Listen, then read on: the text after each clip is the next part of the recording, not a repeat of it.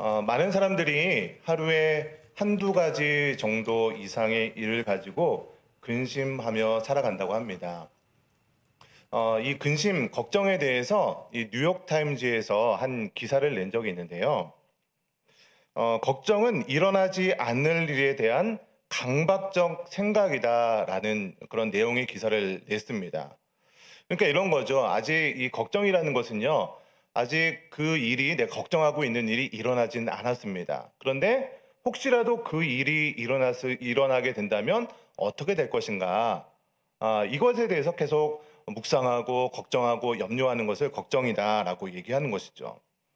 이렇게 우리가 일반적으로 걱정이라고 하면요, 굉장히 좀 부정적인 그런 내용으로 해서 좀 걱정이 좀 안 좋은 것이다라고 치부하기가 좀 일반적입니다. 여러분 그렇다면 여러분 걱정은 하지 말아야 되는 것일까요? 그렇지 않다는 거예요. 여러분 하버드 대학교 의과대학 그 정신의학과 교수인 루나 마르케스 교수는요, 이 걱정에 대해서 이런 얘기를 했습니다. 걱정은 우리 삶에서 없어서는 안 될 중요한 기능을 한다는 거예요. 여러분 우리가 언제 걱정을 하십니까? 여러분 언제 걱정하세요? 뭐 학생들이라고 한다면 어떤 취업을 준비한다라고 하면은 시험을 보거나 어떤 면접을 보기 전에 좀 걱정하지 않습니까? 내가 시험 보다가 혹시 실수를 하면 어떻게 될 것인가? 내가 면접을 보다가 말을 좀 잘못해서 내가 이 면접에 떨어지면 어떻게 될 것인가? 이런 상황에 대해서 우리가 일반적으로 좀 걱정을 하게 됩니다. 여러분 그런데 이 걱정은요, 이 걱정 자체로 끝나는 것이 아니고요. 걱정을 하면서 우리 뇌에게 명령을 내린다는 거예요. 이 걱정을 하는 그 문제를 어떻게 하면 해결할 것인가? 그래서 그 걱정을 해결할 수 있는 그 방법에 대해서 집중할 수 있도록 하는 것이 바로 걱정이라는 거예요. 그래서 결국 이 걱정을 통해서 문제를 해결하는데 굉장히 도움이 되는 것이 바로 걱정이다. 이 얘기를 제가 한 게 아니고요. 아까 그 하버드 대학교 교수님께서 하셨다는 말이에요. 그래서 이 적당한 걱정은요, 우리에게 긍정적인 작용을 하게 된다는 것입니다. 여러분, 근데 문제가 무엇일까요? 이 걱정을 반복하고 집중하다 보니까 이 걱정의 어떤 정신적인 문제까지 발전하는 것이 문제가 될 수 있다는 것이죠. 여러분, 그래서 이 뉴욕타임즈 기사에서 이 걱정 자체가 이제 정신적인 문제로 방지하는 것에 대한 두 가지 그 방법을 제시를 했습니다. 첫 번째 방법이 무엇이냐면요, 걱정할 수 있는 시간을 따로 정해두라는 거예요. 여러분 걱정을 많이 하는 사람들의 특징이 무엇이냐면 하루 종일 그 문제에 대해서 걱정을 합니다. 밥 먹다가도 걱정하고 뭐 화장실 가서도 걱정하고 계속해서 그 걱정을 하는 것인데, 그 계속 걱정을 하다 보면 그 걱정이 나의 어떤 정신적인 문제까지도 발전을 하는 것이죠. 그래서 아예 따로 걱정하는 시간을 정해두라는 거예요. 뭐 10분 혹은 20분 동안 이제부터 걱정하는 시간 딱 그러면서 걱정만 하는 거예요. 집중해서. 예. 이 걱정을 이렇게 딱 하다 보면요, 사실 뭐 걱정할 게 또 그렇게 많지도 않은 것 같기도 해요. 근데 이렇게 걱정하는 시간을 따로 정해두고 걱정만 하지 말고 이제 걱정했으면 그 문제를 어떻게 해결할 것인지에 대해서 이제 해결 방안에 대해서도 생각을 하는 그 다음 단계까지 나아가라는 거예요. 자, 이 두 번째 단계는 무엇이냐면 걱정거리를 적어두라는 거예요. 그러니까 첫 번째 단계에서 문제가 해결 안 될 수도 있겠죠. 그러면 이 걱정거리를 내가 좀 글로 한번 적어보라는 거예요. 여러분 걱정하는 것들을요, 글로 적기 시작하면요, 이거 굉장히 단순한 것을 가지고 내가 걱정하고 있었구나라는 것을 깨닫게 됩니다. 그래서 한 연구 결과에 따르면요, 내가 걱정하는 것을 글로 표현하다 보면 실제적으로 그 걱정거리가 좀 감소된다라는 그런 연구 결과가 나오기도 했다고 합니다. 여러분은 신앙생활 하시면서 무엇을 가지고 걱정하며 살아가고 계십니까? 저는 여러분들이 하고 있는 그 걱정의 지경이 좀 넓어졌으면 좋겠어요. 이 걱정의 지경이 넓어진다는 것이 뭐 5만 가지를 가지고 걱정하라는 것이 아니고요. 여러분 우리가 주로 걱정하는 것들이 무엇이에요? 나의 어떤 앞날에 대해서, 나의 미래에 대해서, 혹은 건강에 대해서, 어떤 뭐 사업이나 뭐 직장에 대해서 혹은 자녀들에 대한 그런 걱정이 우리 주된 걱정거리 아닙니까? 물론 이런 걱정거리도 필요합니다. 그래서 이 걱정을 통해서 아까 처음에 말씀드렸던 것처럼 그 문제를 해결해 나가기도 합니다. 그런데 이러한 어떤 개인적인 걱정에서 머무는 것이 아니라 좀 걱정의 지경을 넓혀서 우리가 하나님 나라의 일에 대한 걱정까지 좀 지경을 넓혔으면 좋겠어요. 그래서 우리가 걱정하고 기도하는 가운데 하나님께서 이 하나님의 사역들을 이루어 나가는 것까지 지경을 넓혀서 기도하는 가운데 여러분의 인생이 하나님께 놀랍게 쓰임받는 인생 되시기를 주님의 이름으로 간절히 축원드립니다. 여러분 오늘 본문에 나오는 느헤미야도요 사실은 걱정을 하는 내용이 오늘 본문에 기록이 되어 있습니다. 여러분 2장 1절 말씀 한번 같이 다시 한번 읽어볼까요? 2장 1절입니다. 시작. 아닥사스다 왕 제20년 니산월에 왕 앞에 포도주가 있기로 내가 그 포도주를 왕에게 드렸는데 이전에는 내가 왕 앞에서 수심이 없었더니.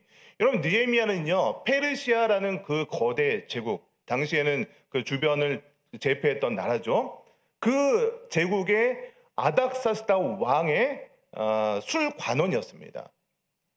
여러분 술관원이라는 것은 대통령 경호실장 정도 되는 그런 관직이라고 말씀드렸잖아요. 그러다 보니까 당시에 느헤미야는요 권력과 부귀 영화 이런 것들을 다 누리고 있었던 사람이었습니다. 그러다 보니까 느헤미야에게 있어서는요 웬만한 거 가지고는 걱정거리가 좀 그래도 없지 않았겠어요? 여러분 그런데 이렇게 걱정거리 없이 살았던 느헤미야의 잔잔한 마음에 누군가가 돌멩이를 던진 거예요.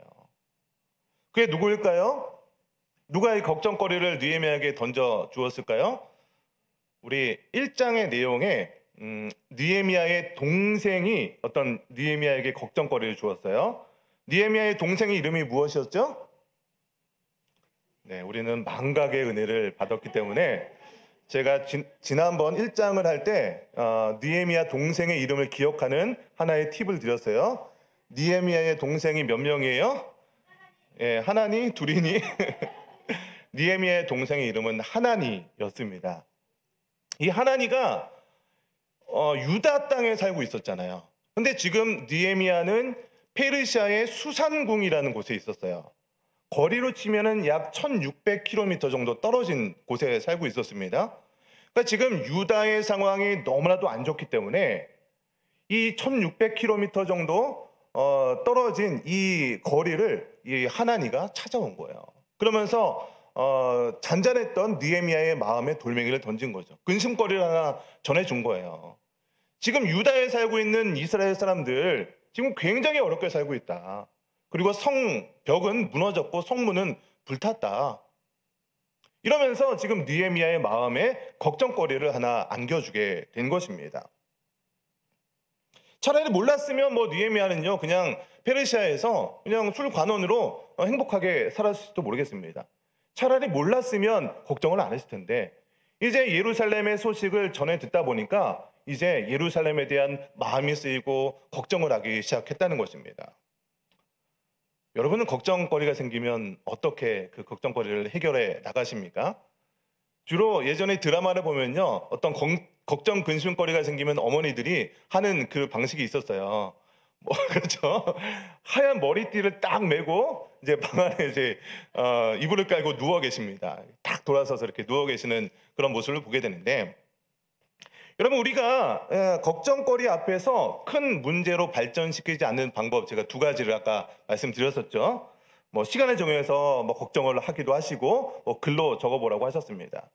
여러분 그런데 느헤미야는 이 걱정거리가 생겼을 때 어떤 행동을 했냐면 그때부터 기도하기 시작했다는 거예요. 그래서 여러분 1장 후반부의 내용이 바로 느헤미야가 했던 그 기도의 내용들이 기록이 되어 있는 거예요. 그리고 오늘 본문 말씀 2장 1절이 시작되는 거죠. 여러분 2장 1절에 지금 이 내용이 기록되는 때가 언제라고 기록을 하고 있습니까? 아닥사스다 왕 제20년 몇 월이요? 니산월. 우리 또 어려운 월 나왔습니다. 니산월은요 우리가 태양력이라고 하죠. 우리가 보는 달력으로 하면요 3월 중순 정도 되는 시기예요. 여러분, 그런데 이 하나니가 유다에서 이 수상궁에 왔을 때가 몇 월이라고 했어요? 1장 1절에 나왔어요. 네, 왔다 갔다 정신 없습니다, 오늘. 예, 무슨 월이요? 기슬르월이라고 했습니다. 그러니까 기슬르월이 우리 달력으로 언제냐면 11월 중순에서 12월 말 정도 되는 시기예요. 그러니까 지금 느헤미야는요, 기슬르월, 그러니까 11월 중순부터 기도하기 시작해서 지금 오늘 본문의 니산월, 3월 중순까지 약 4개월 정도의 기간 동안 기도하면서 걱정하기 시작했다는 거예요. 여러분, 근데 우리가 성경을 보실 때 성경을 읽다 보면 반복적으로 나오는 단어가 있습니다. 네, 반복적으로 나오는 단어를 발견하신다면 그 단어는 오늘 본문을 이해하는 데 핵심적인 기능을 하는 그런 단어일 가능성이 높아요. 여러분, 1절에서 3절을 한번 빠르게 한번 보세요. 반복적으로 나오는 단어가 있습니다. 뭐 표현은 좀 다르긴 한데 의미는 동일한 그런 단어가 나와요. 뭘까요? 네, 눈치가 빠르신 분은 설교의 제목을 보시면 좀 힌트가 되기도 합니다. 네, 수심, 근심이라는 단어가 계속 반복적으로 나오는 것을 보게 됩니다. 여러분, 그래서 오늘 이 설교 말씀을 통해서 이 느헤미야가 했던 이 근심, 이 수심이 어떻게 처리되는지를 보시면은 이 본문의 내용을 잘 이해하실 수가 있습니다. 자, 여러분, 우리가 느헤미야가 이렇게 기도하기 시작했는데 우리는요, 굉장히 좀 인스턴트 시대를 살아가고 있는 것 같아요. 굉장히 빠르게 뭔가가 이루어져야 되는 시대를 살아가고 있습니다. 우리는 기다리는 것에 대해서 좀 익숙하지 못하는 시대가 되어버렸어요. 예전에는 어떻게 했습니까? 우리 편지 써본 기억이 여러분 언제십니까? 손으로 편지 써본 적. 네, 굉장히 우리 기억도 안 나신다고. 예전에 어떻게 했어요? 편지 쓰고 썼다 지웠다 하다가 이제 다 완성되면 이제 풀로 붙이고 우표 사가지고 붙이고 그러면서 이제 다시 답장 받을 때까지 또 기다렸던 어떤 그 낭만이 있었잖아요. 근데 요즘은 어떻게 됩니까? 이제 카톡을 보낸 다음에 숫자 1이 사라지지 않으면 굉장히 마음이 막 불안해요. 이 사람이 나를 무시하나? 네. 전화를 받지 않으면 벌써 이거 무슨 일이 생긴 거 아닌가? 불안해하는 시대를 살아가고 있습니다. 여러분, 그러다 보니까 굉장히 우리가 성격이 급하고 빠르게 지나가는 시대를 살아가고 있죠. 그래서 먹는 것도 요즘에는 밥도요, 즉석밥 3분이면 오케이.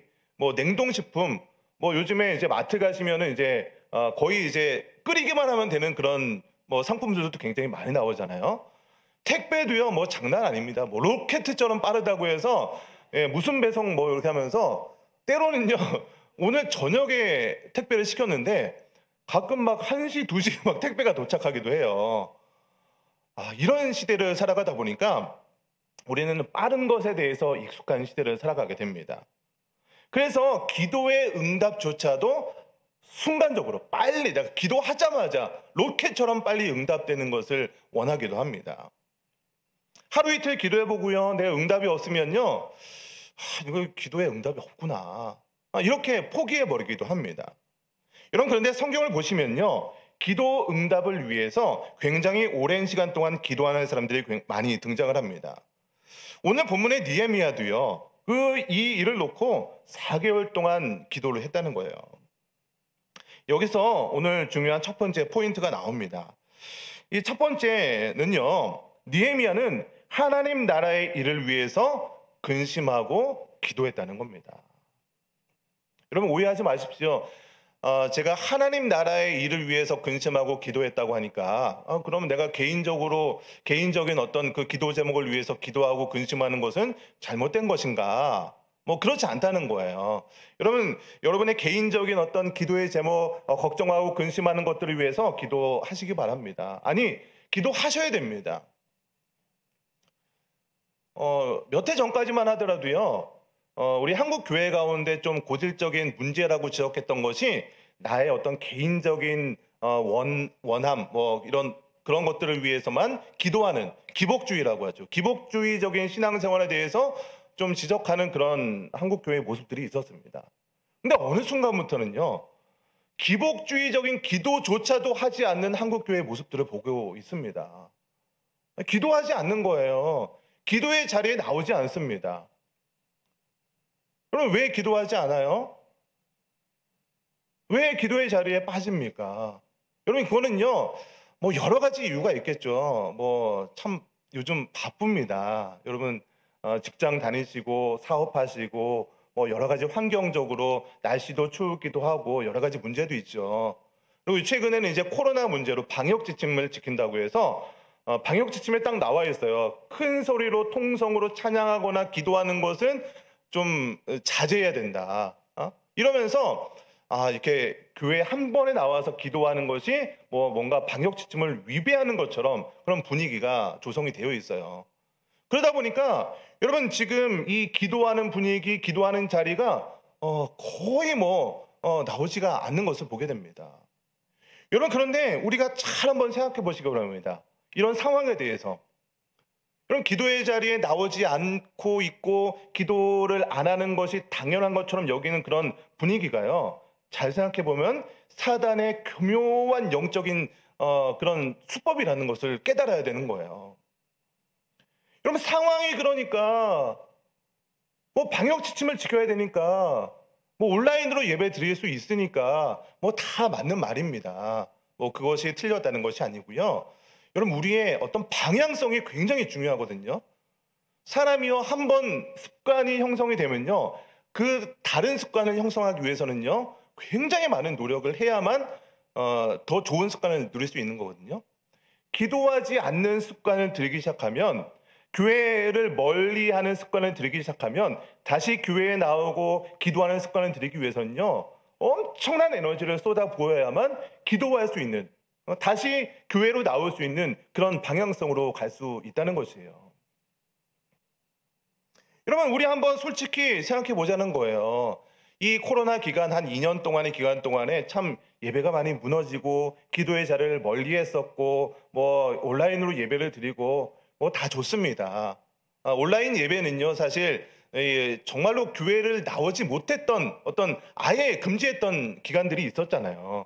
그것을 대비해서 그때만 좀 한시적으로 좀 허용하는 그런 거였지, 대안적인 방법이었지, 그것이 온전한 예배다, 온전한 기도다, 온라인으로 어떤 기도에 참석해 보시면요, 사실 뭐 기도가 되겠어요?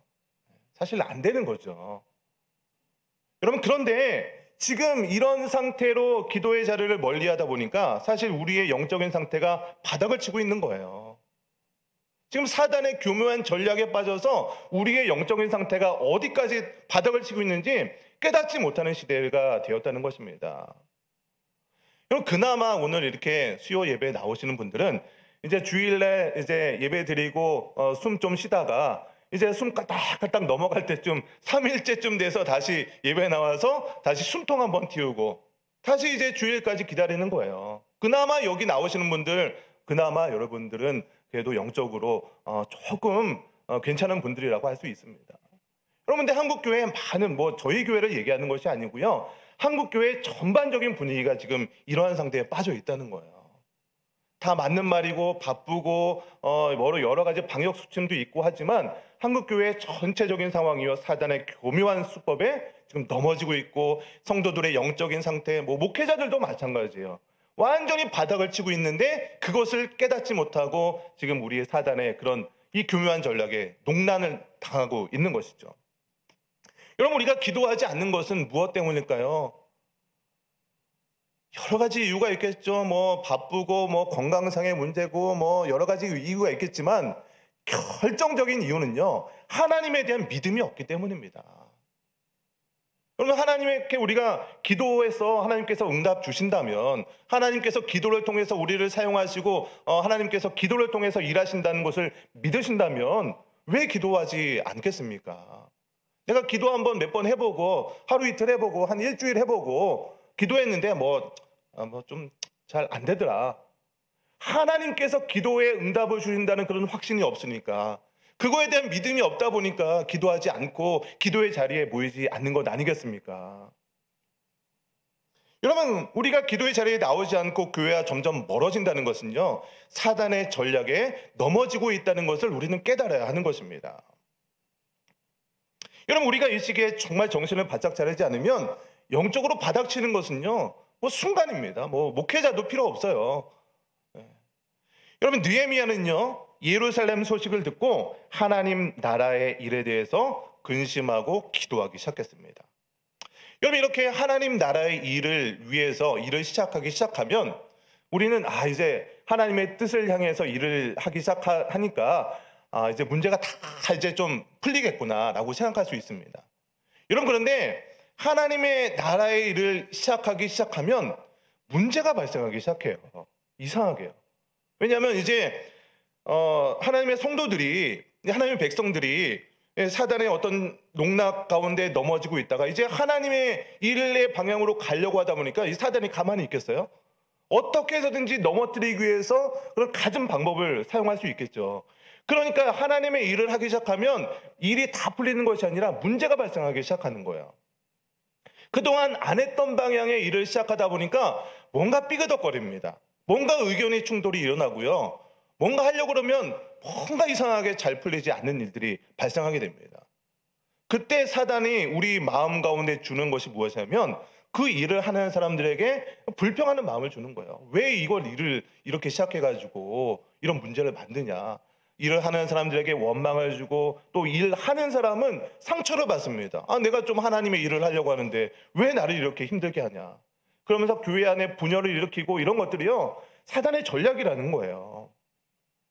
여러분, 그래서 문제가 발생하는 것, 하나님의 일을 하기 시작할 때 문제가 발생하는 것은요, 지극히 당연하다는 것을 우리는 먼저 알아야 돼요. 그러면 이제 문제가 발생했을 때가 중요하잖아요. 문제가 발생하면 어떻게 해야 되는가? 누군가를 비방하고 불평하는 것으로 끝나는 것이 아니라 그 문제를 해결하기 위해서 함께 기도하고 걱정하고 고민하며 어떻게 하면 이 문제를 해결해 나갈 것인가를 방법을 찾아 나가는 거예요. 그럴 때 하나님께서요, 정말 우리가 생각하지 못했던 방법으로 지혜를 주신다는 거예요. 여러분, 그런데 이 문제가 해결될 때까지 필요한 것이 있는데 바로 시간입니다. 시간. 바로 기도한다고 해서 바로 문제가 해결되고 그러면 얼마나 좋겠습니까? 하나님 이거 해결해 주세요. 오케이. 그러면서 딱 들어주면 얼마나 좋아요.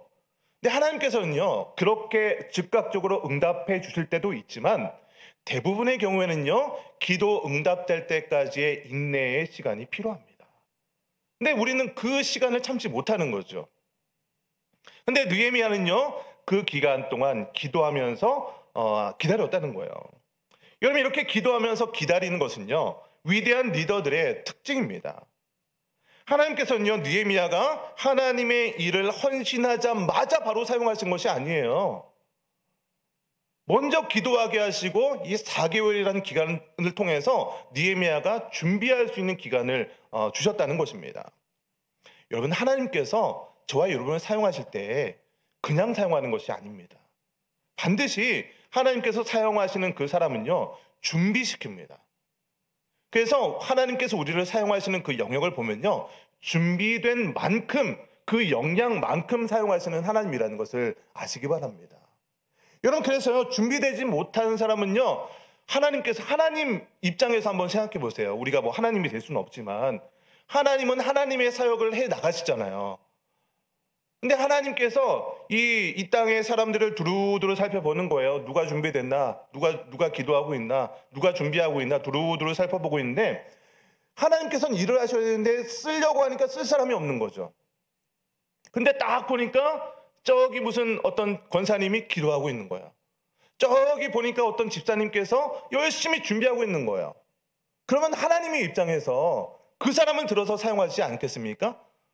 그 사람이 비록 어떤 세상적으로 볼 때 좀 능력이 부족하고 여러 가지 부족한 것들이 있더라도 하나님이 능력이 없어서 하나님의 일을 하지 못하는 것이 아니잖아요. 하나님께서는요, 하나님에 대한 믿음을 가지고 준비하고 기도하는 사람을 찾고 있다니까요. 지금 이 순간에도요, 우리가 그 곳곳에서 기도하고 준비하는 사람들이 누군가 하나님을 찾고 계십니다. 하나님의 눈에 발탁되면요, 그 사람의 능력과 어떤 가지고 있는 것에 상관없이 하나님께서 사용하기 시작한다는 것입니다. 여러분, 느헤미야는요, 기도하면서 하나님의 일에 대한 준비하면서 때를 기다렸습니다. 그리고 드디어 느헤미야에게 기회가 찾아온 것입니다. 자, 이제 말씀의 두 번째 포인트입니다. 우리가 하나님 나라의 일로 근심하고 기도할 때 하나님께서 길을 열어주신다는 것입니다. 여러분, 느헤미야는요, 평소처럼 아닥사스다 왕에게 술관원이니까 술을 바쳤습니다. 그런데 왕이요, 느헤미야의 얼굴을 보면서 질문하고 있습니다. 우리 2절 말씀을 같이 읽어볼까요? 2절입니다. 시작. 왕이 내게 이르시되,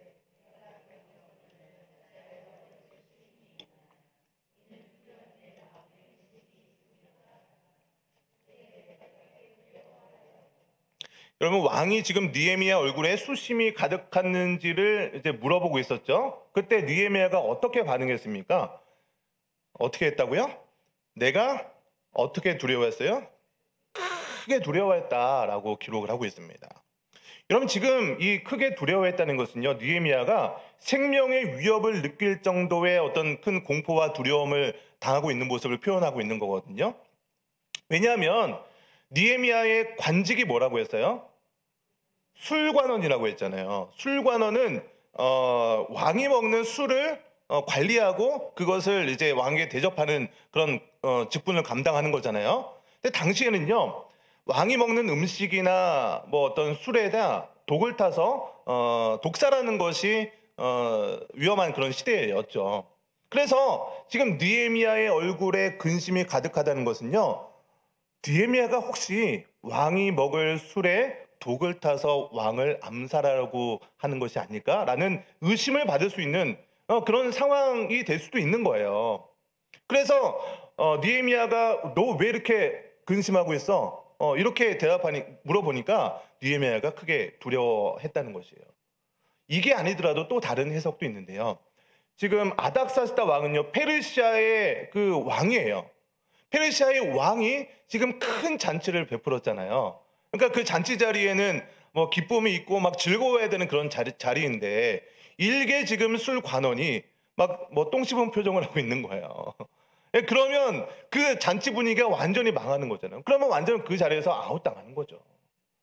그래서 지금 아닥사스다 왕이 느헤미야에게 왜 이렇게 근심하고 있느냐라고 물어봤을 때 이렇게 크게 두려워하고 있었던 것이죠.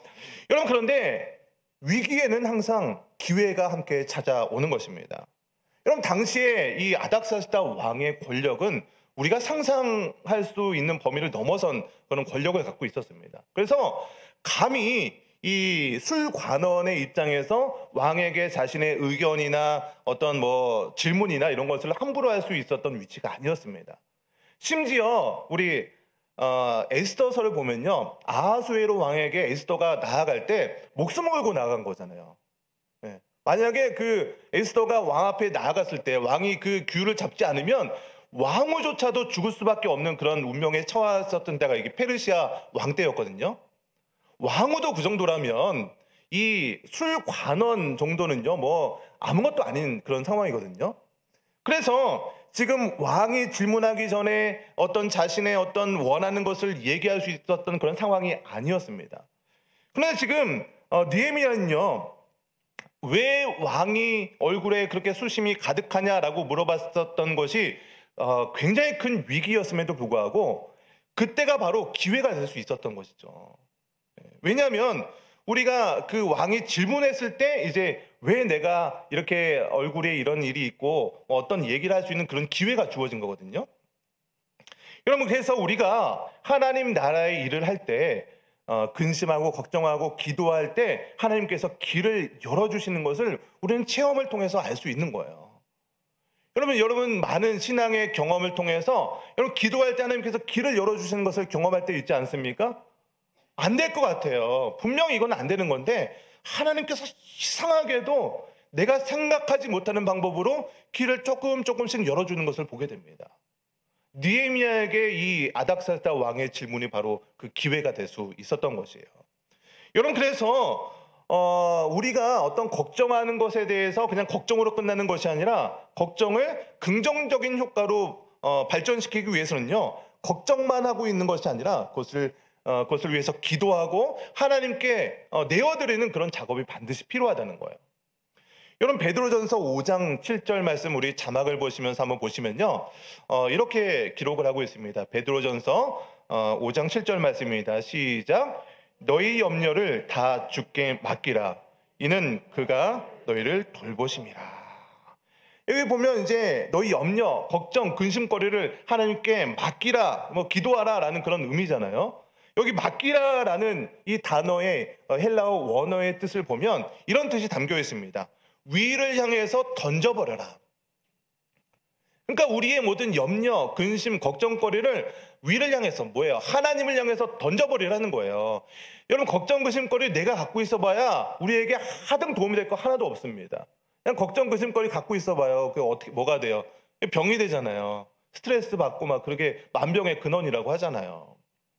근데 내가 갖고 있었던 이 걱정거리를 하나님께 던져버리라는 거예요. 그게 바로 기도라는 행위고요. 그 기도를 통해서 하나님께서 우리에게 그 문제를 해결나갈 수 있는 그런 길들을 열어주신다는 거죠. 여러분, 그래서 우리가 걱정을 끝내고 어떻게 이 문제를 해결나갈지 기도하면서 준비하는 기간이 반드시 필요하다는 거예요. 느헤미야는요, 이 왕의 질문에 대해서 자신의 얼굴에 수심이 가득한 이유를 정확히 설명해 나가기 시작하죠. 우리 3절 말씀도 같이 읽겠습니다. 우리 3절 읽겠습니다. 시작. 왕께 대답하되 왕은 만세수를 하옵소서. 내 조상들의 묘실이 있는 성읍이 이제까지 황폐하고 성문이 불탔사오니 내가 어찌 얼굴에 수심이 없사오리까 하니. 저는요, 개인적으로 이 느헤미야의 이러한 태도를 보면서 사실 느헤미야의 팬이 되었어요. 느헤미야를 존경하고 어떻게 하면 느헤미야를 닮아갈 수 있을까? 이런 어떤 이 느헤미야의 태도를 한번 보세요. 처음에는요, 왕에게 슬픈 표정을 지으면서 질문을 할 수 있도록 어떤 그런 의도한 것 같기도 해요. 어떤 주석에 보니까 이 느헤미야가 이렇게 슬픈 표정을 통해서 왕이 질문을 할 수 있도록 했다라고 기록을 하기도 했는데, 이렇게 질문을 했을 때 느헤미야가 어떻게 대처를 하냐면은 굉장히 공손하고 지혜롭게 대답을 하고 나서 왕에게 다시 대화의 주도권을 딱 넘겨드리는 거예요. 내가 이러이러한 때문에 성문이 불탔고 이렇기 때문에 내가 얼굴에 수심이 가득합니다. 그러고 나서 왕에게 대화의 주도권을 딱 넘겨드리는 거죠. 왕이 이제 뭐라고 대답합니까? 4절을 한번 보세요. 4절입니다. 시작. 왕이 내게 이르시되 그러면 내가 무엇을 원하느냐 하시기로 내가 곧 하늘의 하나님께 묵도하고. 여러분, 지금 이제 이것을 하면서 벌써 아닥사스다 왕의 마음이 다 열린 거예요. 지금 잔치를 보면서 기분이 완전 좋은 상태죠.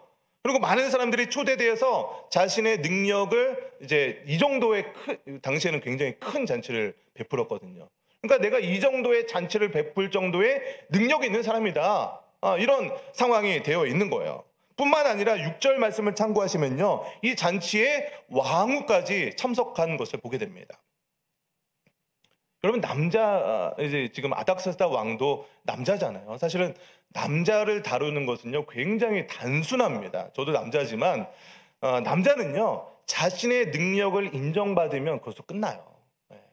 나 이렇게 잘났어. 나 이렇게 능력 있어. 이것을 인정받으면 그냥 날개 돋습니다. 근데 여기에다가 능력이 뛰어나다라는 것을 막 표현해주기 시작하잖아요. 그럼 거의 그냥 끝나버려. 남자가 굉장히 단순합니다. 집에 가셔서요, 남편들을 움직이는 방법 무엇일까요? 아니, 맨날 이렇게 청소도 안 하고 맨날 집에 가면 왜 소파에 누워서 TV만 보고 있어? 이렇게 한다고 남편이 변화하지 않습니다. 근데 이렇게 한번 질문해 보세요. 대화의 방법을 한번 바꿔보는 거예요. 예를 들어서 집에 못을 박을 일이 있다고 한번 가정해 보세요. 남편한테 이렇게 질문하는 거예요. 여보, 벽에 못 좀 박아줄 수 있어요? 이게 뭐예요? 그러니까 그 사람의 능력이 있는지를 한번 물어보는 거죠. 여보, 저 못 좀 박아봐. 막 그렇게 하지 마시고요. 싸납게. 남편들 되게 무섭거든요. 여성분들이 그러면 무서워요. 대신에 여보, 이 못 좀 박아줄 수 있어요? 그래서 남편이 할 수 있다라는 것을 이렇게 보여줄 수 있는 기회를 주는 거죠. 그리고 만약에 못을 땅땅땅땅 박았어요. 그러면 표현해 주는 거예요. 아니 이렇게 어려운 못을 이렇게 쉽게 박아요? 표현해 주기 시작하면요, 남편들은 이제 망치만 들고 다녀요. 어디 못 더 박아줄 데 없어요? 막 망치 들고 다니면서 못이란 못은 다 박아버립니다. 그럼 그런데 아니 이것도 못도 못 박고 막 해서 구박하기 시작하잖아요. 그럼 박힌 못도 빼버리고 싶어요. 그게 남자들의 그 마음이거든요. 지금 아닥사스다 왕은요, 많은 사람들 앞에서 자신의 능력을 인정받는 그런 자리에 있어요. 특히나 왕후까지도 있는 그런 자리거든요. 그때 이렇게 얘기했어요. 내가 무엇을 원하느냐? 그러니까 내가 지금 네가 원하는 것을 무엇을 얘기해줘도 난 들어줄 수 있는 능력이 있다. 이런 상황에 대화를 했던 거예요. 지금 느헤미야한테 이렇게 얘기를 한 거죠. 그러면 지금 이 상황을 보면요, 하나님께서 느헤미야의 기도를 들어주시기로 막 작정한 것 같아요. 여러분, 어떻게 그 일개 술관원의 그런 소원을 들어주기 위해서 왕이 뭐 네가 원하는 거 뭐야, 내가 다 들어줄게, 이런 상황까지 만들 수 있겠습니까? 이거는요, 느헤미야가 기도하고 준비하는 가운데 느헤미야의 기도를 들어주기로 하나님께서 작정하신 거예요. 느헤미야는요, 지금 바로 왕에게 무엇을 부탁하기 위한 지금이 바로 최고의 절호의 찬스라는 것을 알았습니다. 그래서 그동안 기도하고 준비했던 것들을 주도 면밀하게 요청하는 것을 보게 됩니다. 여러분, 5절부터 7절, 8절, 9절 말씀은요, 느헤미야가 이제 왕이 무엇을 원하느냐라고 했을 때 주도 면밀하게 계속해서 요청하는 것을 보게 됩니다. 그럼 5절을 보세요. 나를 유다 땅 나의 조상 묘실에 있는 성읍에 보내서 성전을 건축하게 해달라. 이렇게 요청했죠. 7절도 보시면요, 강 서쪽 총독들에게 내리는 조서를 나한테 좀 보내주셔서 유다에 들어갈까지 통과할 수 있도록 이 조서를 좀 써달라. 8절도요, 어떻게 보면 느헤미야가 어떻게 이렇게 뻔뻔하게 이렇게 부탁할 수 있을까라고 생각할 수 있지만 이건 절호의 기회거든요. 이 기회 놓치면 이제 없는 거예요. 그래서 8절도 보시면요, 왕의 삼림 감독 아삽에게 조서를 좀 달라. 그래서 이 성전을 지을 수 있는 나무까지도 좀 달라고 요청을 하는 거예요. 9절을 보시면요, 군대 장관과 마병까지 보내달라. 여러분, 지금 이 요청들을 보시면요, 이게 갑자기 나온 요청이라고 생각되십니까? 여러분, 절대 그렇지 않습니다. 느헤미야는요, 4개월이라는 기간 동안에 기도하면서 어떻게 하면 유다 성읍에서 이 성전을, 이 성벽을 재건할 것인지에서 준비해왔다는 거예요. 필요한 것이 무엇이며 내가 지금 이 수상궁에서 유다까지 갈 동안 어떤 것이 장애물이 될 것이고 그곳에 갔을 때 어떤 문제가 발생했을지를 미리 고민하고 준비하는 가운데 기회가 오기만 하면 내가 이것을 요청하리라 마음속에 준비하고 있었던 것이죠. 그리고 때를 기다렸을 때 아닥사다 왕이 내가 무엇을 원하느냐라고 했을 때 지금 5절부터 9절까지 말씀을 통해서 주도 면밀하게 쉴 틈도 없이 계속해서 요청하는 것을 보게 됩니다. 여러분, 이것이 바로 하나님에 대한 기도 응답에 대한 확신을 가지고 믿음을 가지고 기도하며 준비했던 느헤미야의 모습이었다는 것입니다. 여러분, 이렇게 느헤미야의 요청이 주도 면밀하게 이루어질 수 있던 이유가 무엇일까요? 바로 느헤미야는요, 이 유다 땅에 대한 고민과 근심과 걱정을 가지고 기도했던 사람이었기 때문입니다. 그리고 그 기도가 응답될 때까지 열심히 뭐 했어요? 기도하고 있었어요. 기도하면서 하나님의 때를 기다렸던 것이죠. 그러니까 하나님께서 길을 열어주는 거죠. 상황을 통해서 사람과의 만남을 통해서 여러 가지 방법으로 어떻게 저는 아닥사스다 왕이 이 모든 일들을 이루어줄 것이라고 누가 상상을 했겠습니까? 우리는 그냥 뭐 아는 내용이니까 당연한 것처럼 여길 수 있겠지만 이것은요, 하나님의 놀라운 기적과도 같은 일이라는 거예요. 여러분, 이렇게 느헤미야가 준비한 대로 일이 진행되었을 때 어떠한 일이 벌어집니까? 우리 마지막 10절 말씀 같이 읽어보겠습니다. 10절입니다. 시작. 호론 사람 산발락과 종이었던 암몬 사람 도비아가 이스라엘 자손을 흥황하게 하려는 사람이 왔다 함을 듣고 심히 근심하더라. 오늘 마지막 세 번째 포인트입니다. 여러분, 처음에는 누가 근심했습니까? 제가 수심, 근심 이 단어가 핵심적인 이런 표현이라고 했잖아요. 처음에 누가 근심했어요? 느헤미야가 근심했습니다. 근데 느헤미야가 근심하고 끝나는 것이 아니라 기도하고 준비했을 때 그 근심이 지금 누구에게 넘어갔어요? 산발락과 도비아가 지금 근심하고 있는 거예요. 하나님께서 하나님의 일을 하기 위해서 근심하고 기도했던 느헤미야를 사용하셔서 그 근심을 떠나게 하셔서 오히려 세상 사람들이 근심하게 만드시는 것이 바로 하나님의 역사인 줄 믿으시기 바랍니다. 말씀의 결론을 맺겠습니다. 여러분, 우리가 이 세상을 살아가는 동안에 많은 걱정, 근심, 염려하며 살아갈 수밖에 없습니다. 우리도 이 세상을 살아가는 하나님의 백성이기 때문에 먹을 것, 입을 것을 위해서 걱정해야 됩니다. 자녀들을 위해서 기도해야 되죠. 걱정해야 되죠. 그러나 우리가 언제까지 세상에 살아가는 것을 위해서만 걱정하고 근심하며 살아가고 있겠습니까? 우리의 걱정에, 근심에 지경을 넓히자는 거죠. 하나님 나라의 일을 위해서 쓰임 받을 수 있도록 기도로 그 씨를 품자는 거예요. 그럼 우리가 그것을 하나님 나라의 일을 위해서 고민하고 어떻게 하면 우리가 하나님 나라를 위해서 쓰임 받을 수 있을까?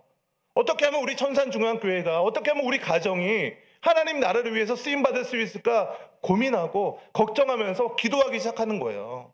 그러면서 어떻게 하면 우리가 하나님 나라를 위해서 쓰임 받을까 준비하기 시작하는 거죠. 그렇게 준비하다 보면 하나님 입장에서 어느 가정이 나를 위해서 쓰임 받을까 두루두루 찾다가 저 가정이 지금 이렇게 열심히 기도하고 있구나. 가정을 살리기 위해서, 자녀들을 세우기 위해서 열심히 가정 예배를 드리고 있구나. 오늘도 이렇게 3일 저녁 나와서 성전에서 무릎으로 눈물로 기도하고 있구나. 그 사람을 들어서 사용하기로 결단하시고 이 세상에서 상상하지도 못할 방법을 통해서 하나님의 일을 쓰임받기 위해서 저와 여러분을 쓰임받고 선택하는 줄 믿으시기 바랍니다. 그럴 때 그 근심이 나에게서 떠나가서 세상에 근심하는 일로 바뀌게 됨을 믿으시기를 주님의 이름으로 간절히 축원드립니다. 오늘 말씀을 생각하면서 잠시 통성으로 기도하기 원합니다.